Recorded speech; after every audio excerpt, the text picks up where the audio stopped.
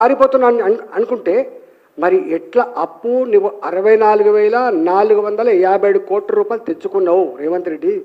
సమాధానం చెప్పే దమ్ముందా అంటున్నా నేను. ఏం మాటలు నీవి?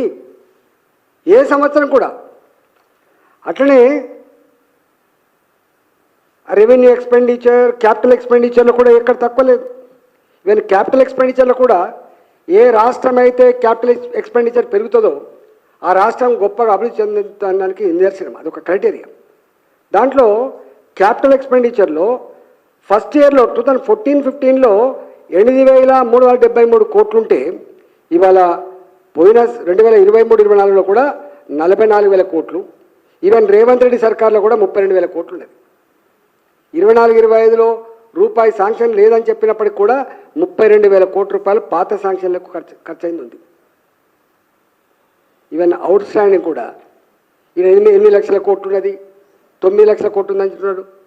ఇవాళ గ్యారంటీ రుణాలు పక్కకు పెడితే మిషన్ భగీరథ కోసం తెచ్చింది కానీ, ఇరిగేషన్ కార్పొరేషన్ ద్వారా సేకరించింది కావచ్చు, ఇవాళ సివిల్ సప్లైస్ కోసం తీసుకున్న రుణాలు కావచ్చు, ఇవి పక్కకు పెడితే ఇప్పటికి కూడా తెలంగాణకున్న అప్పు 4,63,583 కోట్లు.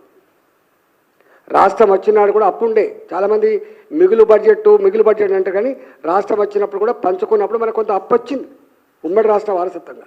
అది 77,333 కోట్లు. 77,333 కోట్ల రూపాయలు ఆనాడు రాష్ట్రం విడిపోయినప్పుడు మనకు అప్పుగా వచ్చింది.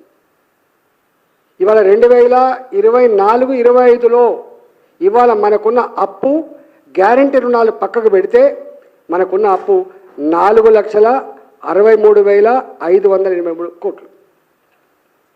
ఇవాళ నేను ఒకటే లెక్కలు ఎందుకు చెప్తున్నా అంటే తెలంగాణ సమాజం కుంగిపోవద్దు.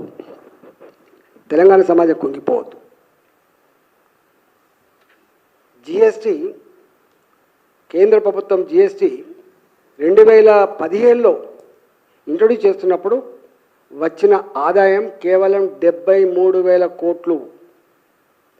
ఇవాళ జిఎస్టీలో వస్తున్న ఆదాయం పొన్న ఏప్రిల్ మంత్ 2,40,40,000 కోట్లు. 2,40,40,000